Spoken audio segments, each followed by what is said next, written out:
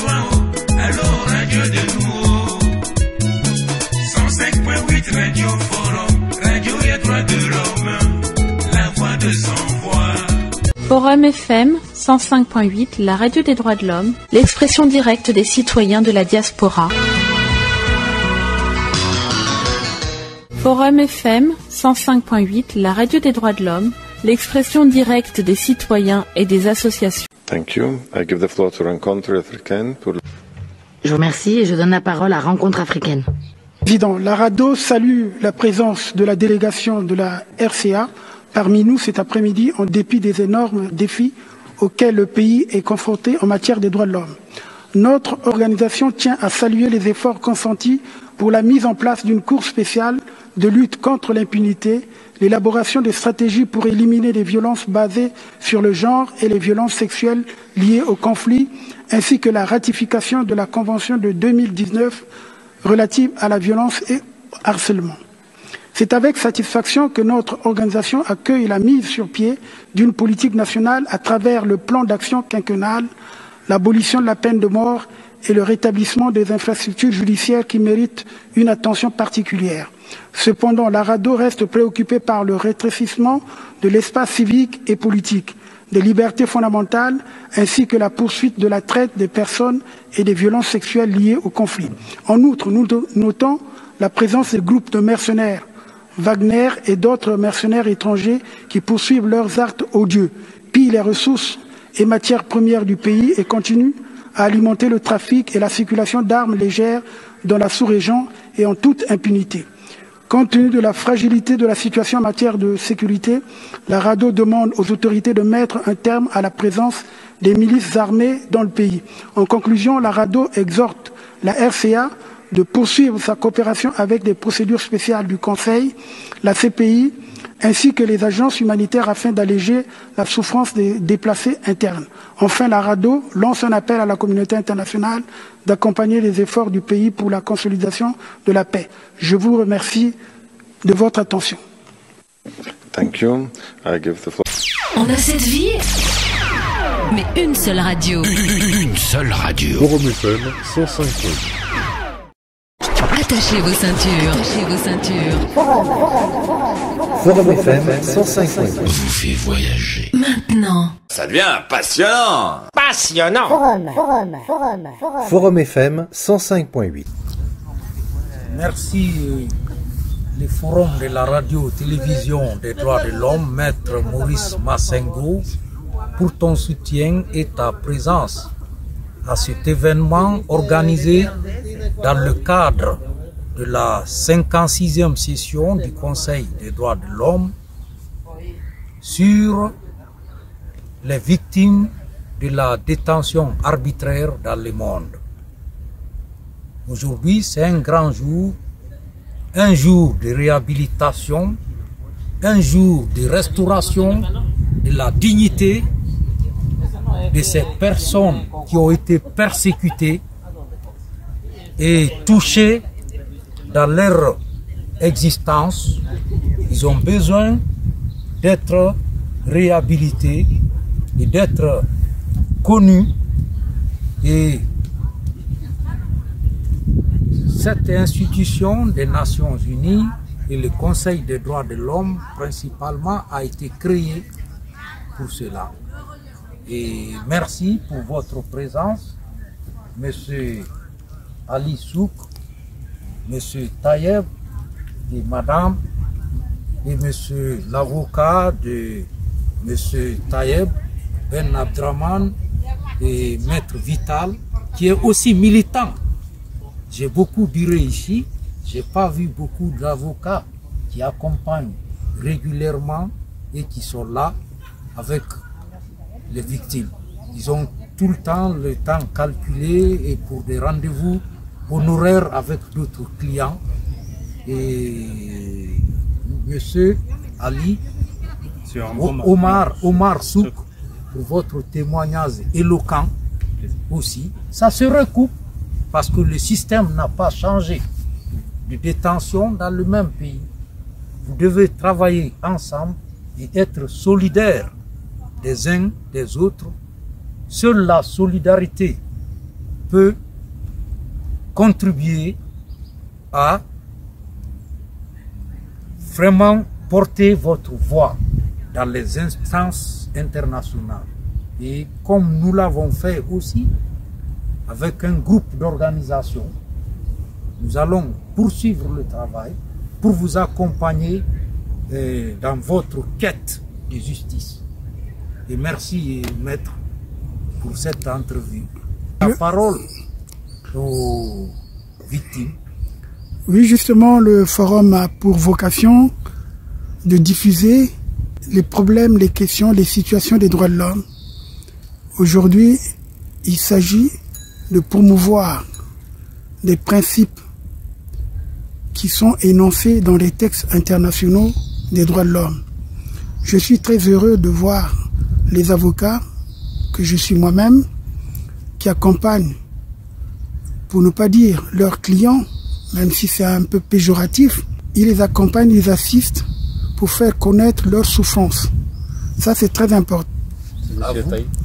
Monsieur Taïeb.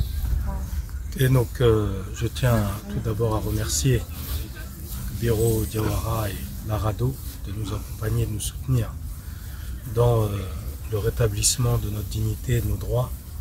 J'ai été effectivement arrêté arbitrairement au Qatar le 13 janvier 2020 et j'ai été détenu après avoir été torturé à plusieurs répétitions pendant 307 jours. 307 jours de détention arbitraire aggravée par des actes de torture répétés et aujourd'hui, après avoir initié un certain nombre d'actions judiciaires aussi bien en France qu'aux États-Unis, eh bien le Qatar, 3 ans après mon retour en France, a décidé de me condamner à mort par contumace et fusiller jusqu'à ce que mort s'en suive. Donc voilà la situation telle qu'elle est aujourd'hui.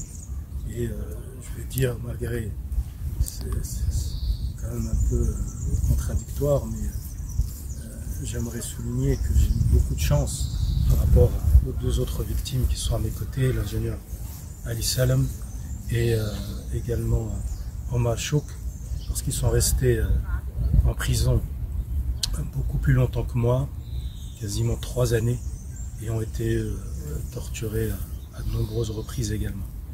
Donc je tiens encore à vous remercier la RADO, notre avocat Luc Vidal, qui nous soutient et qui voilà, est déterminé afin d'être établi dans nos droits. Donc, je laisse la parole à Ali Salem, Ali Salem qui va s'exprimer en arabe.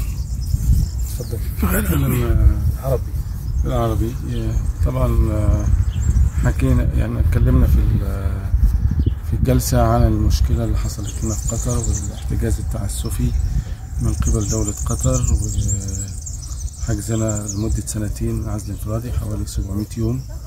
أخذوا مننا كل الفلوس.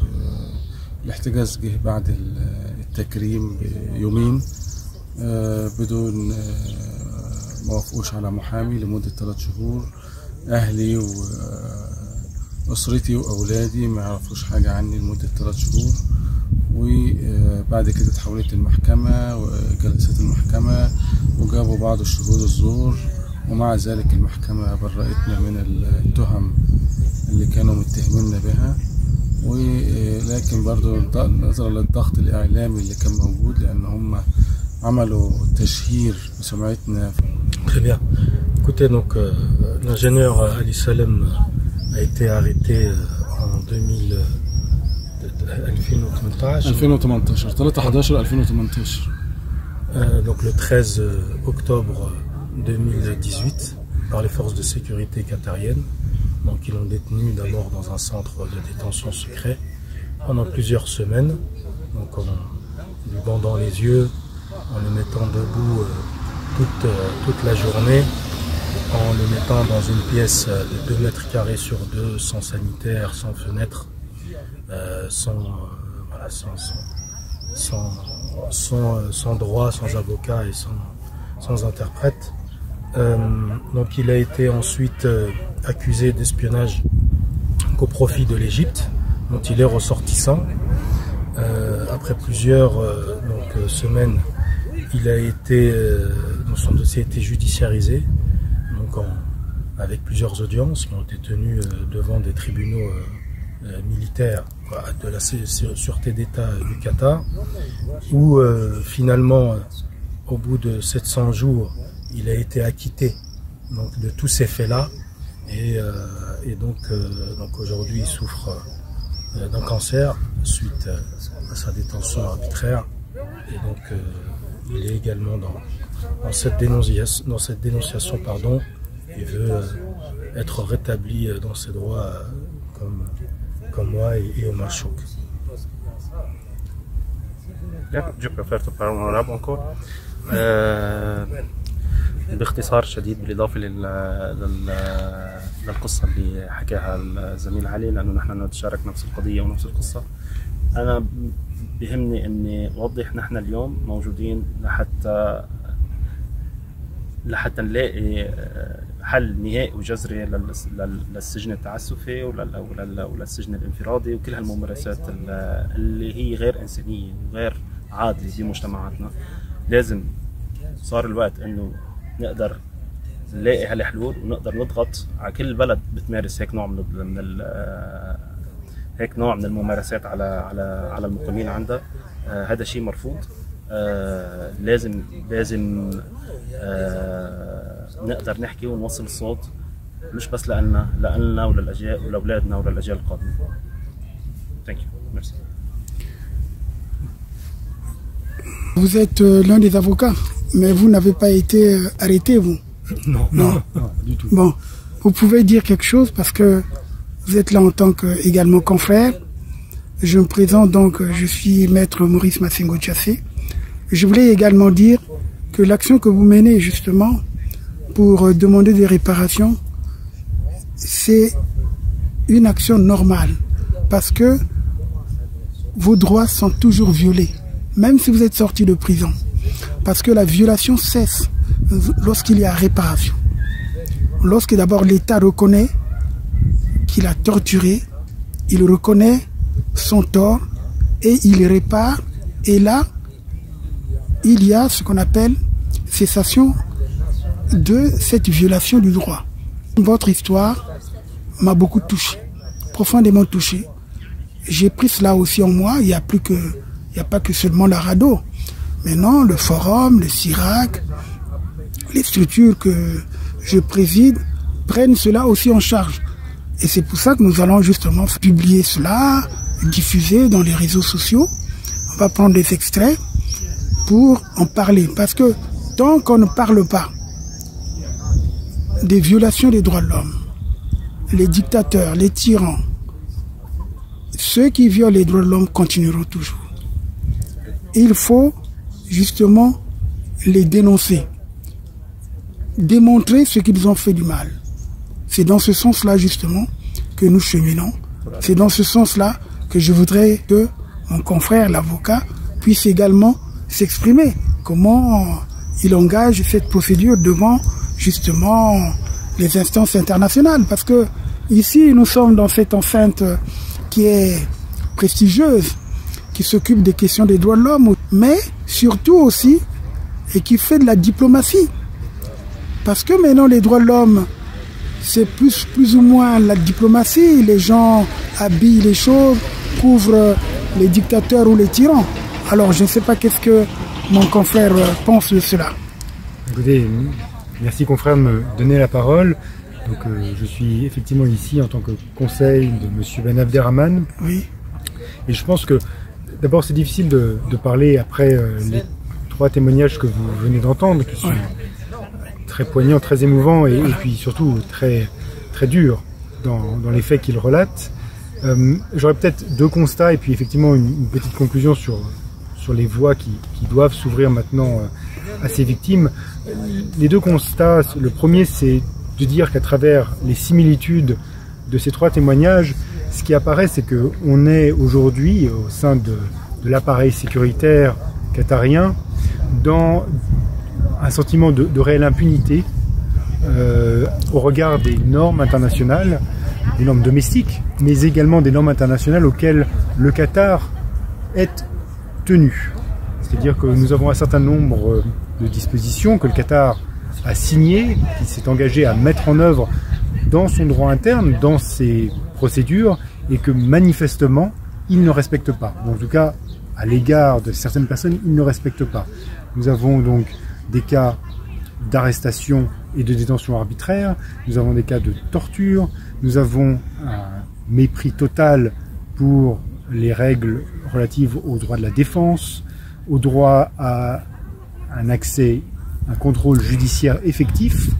On a également une absence complète de respect de la protection consulaire, que ces 3 personnes, qui sont toutes des ressortissantes étrangères, au regard de l'État qatarien, protection consulaire dont elles ont été totalement privées, parfois pendant plusieurs mois, plusieurs années. Donc c'est vraiment des faits extrêmement graves au regard des normes internationales qui ont été violées en l'espèce, et ce sans aucune espèce, je dirais, de limite. On a vraiment l'impression qu'il n'y avait aucune volonté, aucun respect pour l'appareil de sécurité qui s'est saisi de ces 3 personnes pour les normes à la fois nationales et internationales censées protéger les droits de l'homme. Ça, c'est mon premier constat. Mon deuxième constat, qui est quasiment aussi grave, c'est que les mécanismes mis en place justement par le Qatar pour normalement protéger les victimes de violation des droits de l'homme, pour leur permettre de voir leur cas traité, leur cas examiné, pour normalement aussi permettre à des violations d'être corrigées, et bien ces mécanismes sont totalement inefficaces. On a 3 victimes qui ont toutes, à un certain niveau, saisi les instances nationales qatariennes, que ce soit les instances judiciaires ou les instances de protection des droits de l'homme mis en place par le Qatar, et le résultat, c'est que plusieurs années après, il n'y a aucun résultat. Au contraire, le résultat, c'est aujourd'hui pour M. Ben Abderrahmane une condamnation à mort par contumace, de manière secrète. Il n'a jamais été informé, il n'a jamais été convoqué, et un résultat qui est un résultat, pardonnez l'expression, mais de mon point de vue, totalement barbare quand on considère ce qui est arrivé. Voici les 2 constats que je voulais faire. Peut-être cette petite conclusion, c'est qu'il existe effectivement des voies de recours, alors manifestement pas au Qatar, mais il existe aujourd'hui des voies de recours au plan international, qui sont essentiellement des voies de recours politiques, et les Nations Unies sont de toute évidence le principal forum pour accueillir ces plaintes. Il y en a peut-être d'autres qui doivent être explorées, et je parle ici sous le contrôle de mon client, de mon mandant, M. Ben Abderrahmane, mais je suis persuadé qu'il ne me contredira pas. C'est des voies de recours qu'on va mettre en œuvre et qu'on va poursuivre. Parce que les faits dont il a été victime, les faits dont ont été victimes également M. Abdel Salam et M. Ali Souf, sont inacceptables. C'est inacceptable aujourd'hui, en 2024, dans un système de droits de l'homme qui est aujourd'hui un système qui est consolidé et auquel le Qatar s'était engagé à adhérer. Et donc nous poursuivrons nos actions. Merci beaucoup en tout cas de m'avoir permis de vous poser ces quelques questions. Et le Forum Radio-Télévision des droits de l'homme et le CIRAC, le Comité international pour le respect et l'application de la Charte africaine des droits de l'homme, sont solidaires de vos actions. Nous allons donc amplifier ces cas de violation des droits de l'homme. Et aujourd'hui, sincèrement, j'ai été touché, bouleversé par ces témoignages. Et nous pensons aussi que vous avez le droit, surtout pour mon frère de l'Égypte, de porter plainte, de s'adresser également aussi au niveau de la Commission africaine des droits de l'homme et des peuples, puisque l'Égypte est signataire de cette charte. En tant que sujet égyptien, je vous conseille également d'essayer de déposer une plainte qu'on a dit comme une communication là-bas. L'autre sujet, vous êtes tous les deux égyptiens? Non, je suis libanais. Libanais, ouais. Non, voilà. Vous êtes franco-algérien, oui.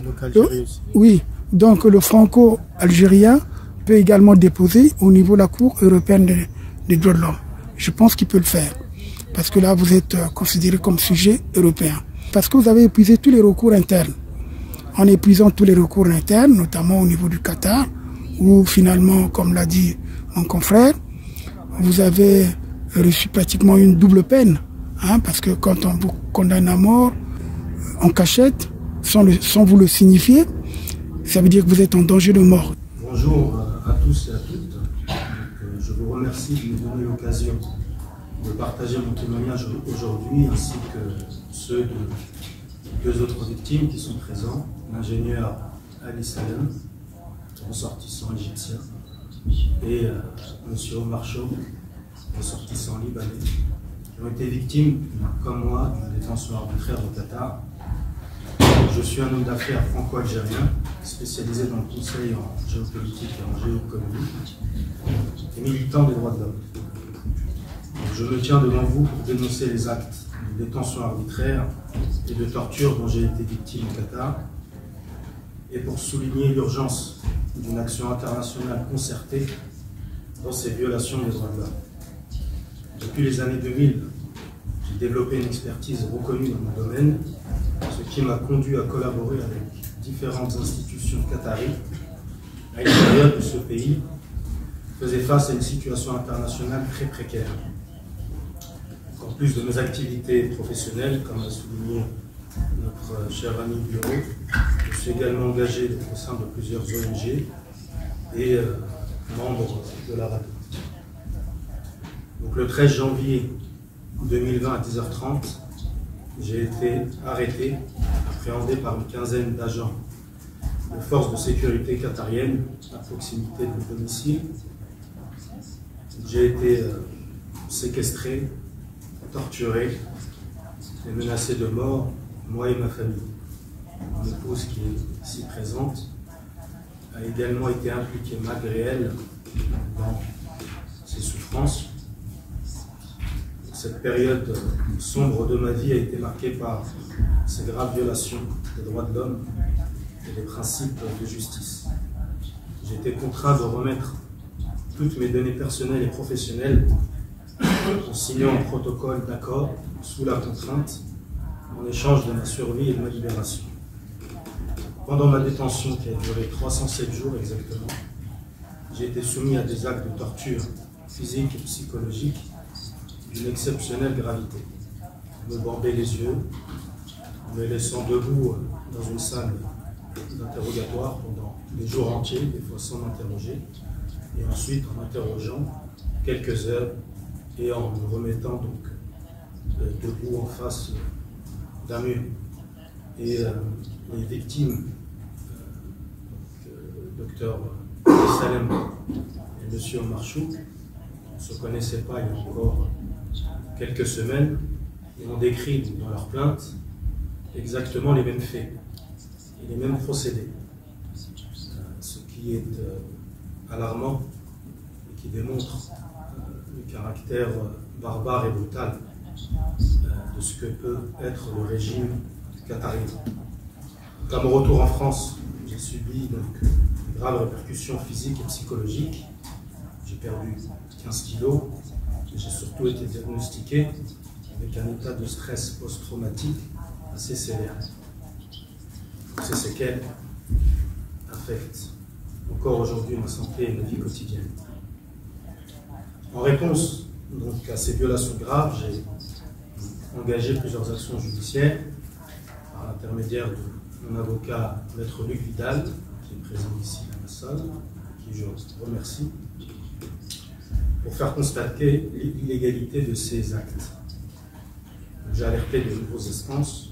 Nous avons évidemment épuisé toutes les voies de recours internes au Qatar, en déposant des plaintes au niveau du Comité national des droits de l'homme du Qatar, au niveau des départements des droits de l'homme du ministère de l'Intérieur qatari, ainsi que les départements des droits de l'homme du ministère des Affaires étrangères, ainsi que plusieurs ministres.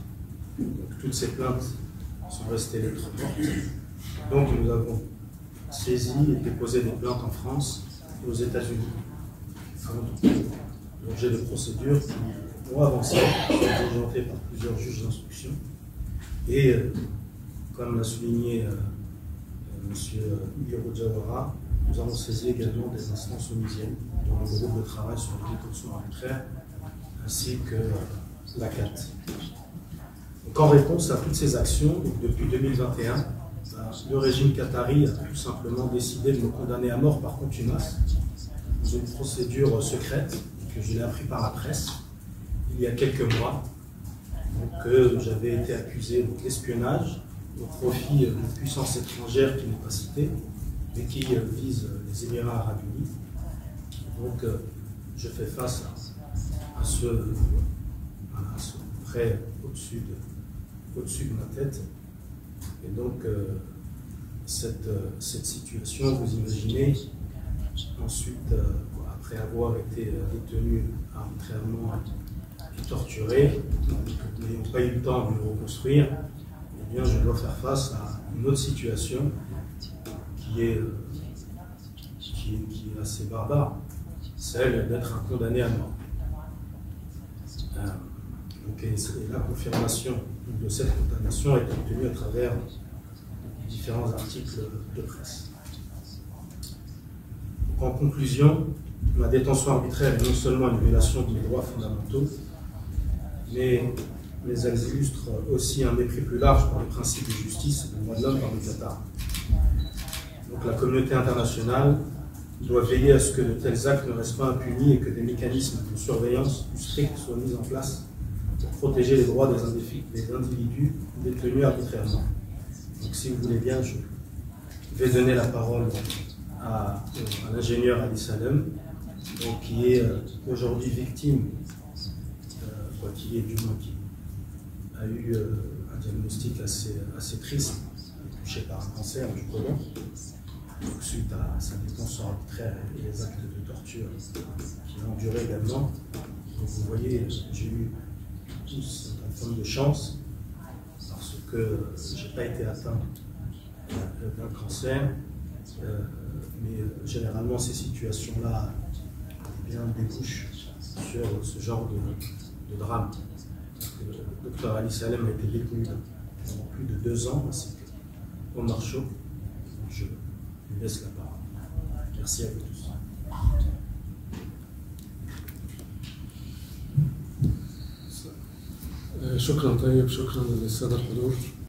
On a cette vie, mais une seule radio. Une seule radio. Forum FM 105.8.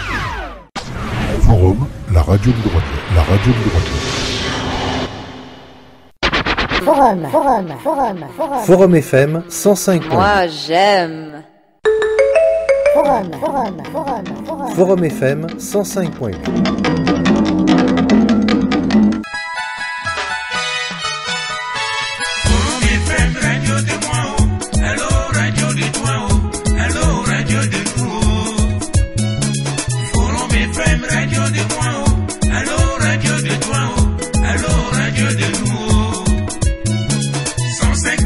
Radio Forum, radio et droit de l'homme, la voix de sans voix. Okoyoka sango ya français, sango ya lingala, sango ya munukutuba, sango ya Afrika, sango ya Europa, Amerika na Asia.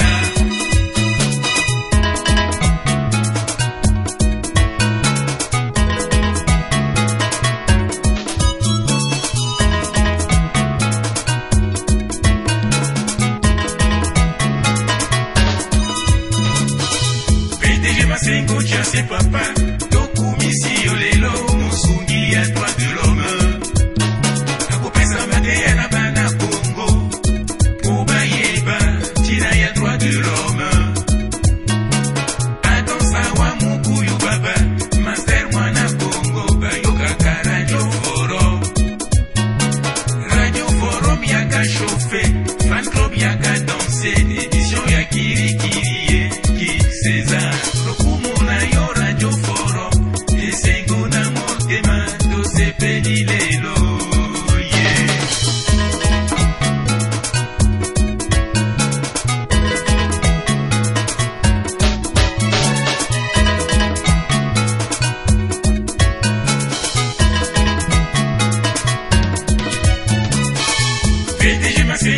C'est papa, Tokumisi Olelo, Musungi à toi.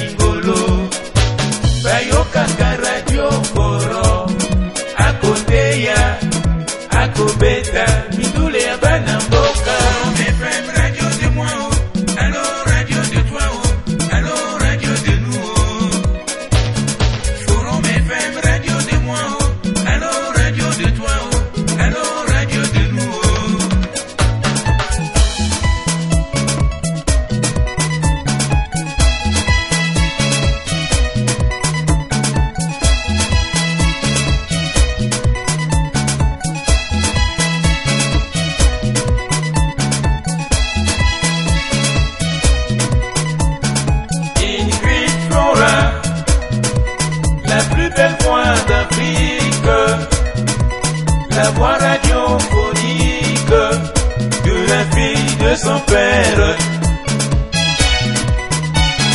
Ingrid Flora, la plus belle voix d'Afrique, la voix radiophonique de la fille de son père.